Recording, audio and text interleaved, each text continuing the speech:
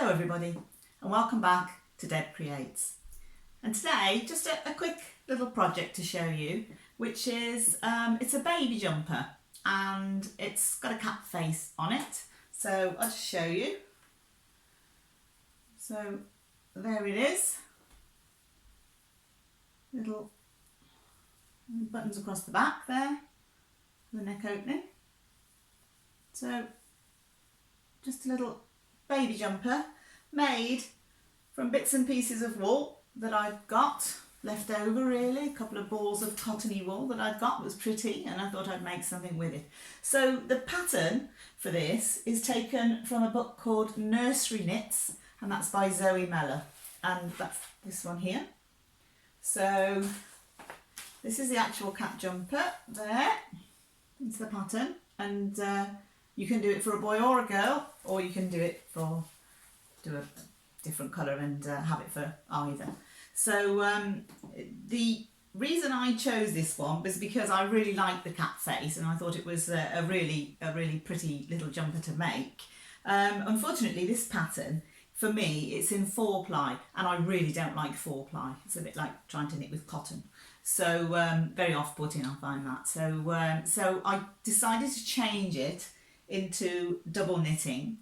So for that, what I've used is a different pattern. So you find a double knitting pattern for a jumper at the size you want, and then what you've got here, there's also a doggy one, is a layout for the animal heads. So you can do the dog or the cat, and all you need is that little square with the picture in, and then you can just set that into the middle of what you're making, and go from there and just follow it through, and it should come out pretty well. And it's come out not too bad. I can see some little bits that I've maybe got wrong, whereas on the pattern I've used, the cat has a smile. He kind of has a smile, and I think I've missed some of the stitch. I've missed perhaps these ones out when I've done it, and which has given me sort of a more broken up face at the bottom there. He hasn't got that little sort of cat smile.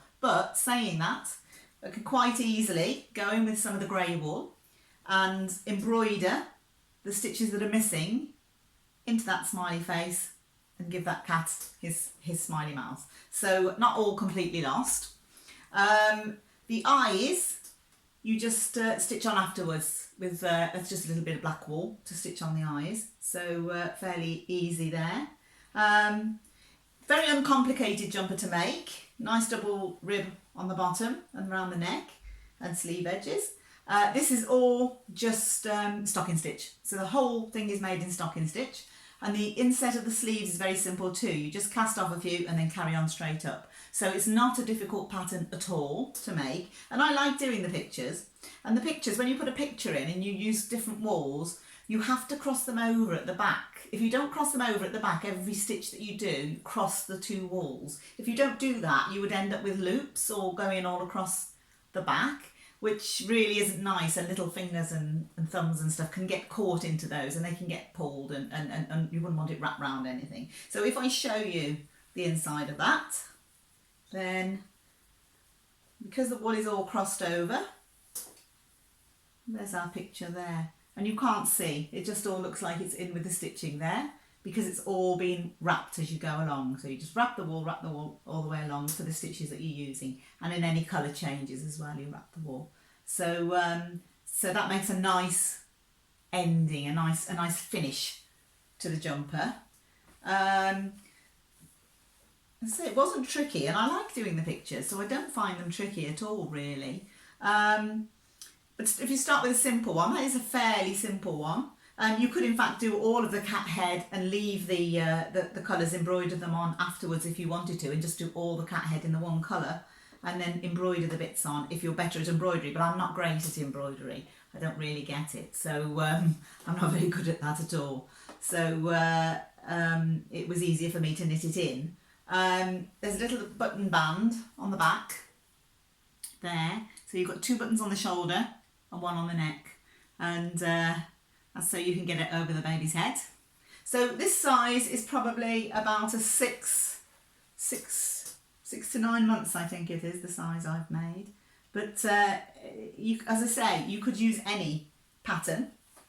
So if you wanted to make a bigger jumper or smaller jumper, you could easily make it, and the cat head will still fit into the middle. So once you've got the size for that little face, then you can easily put that in just to the centre of your knitting. You just start it, count the stitches in, start it so far in, and follow the grid pattern. And so there we have it, the cat head jumper, nice and easy, nice for the baby. So and this was just a cotton wool, it's a cottony wool that I just had a couple of balls that was spare, so I decided to use it.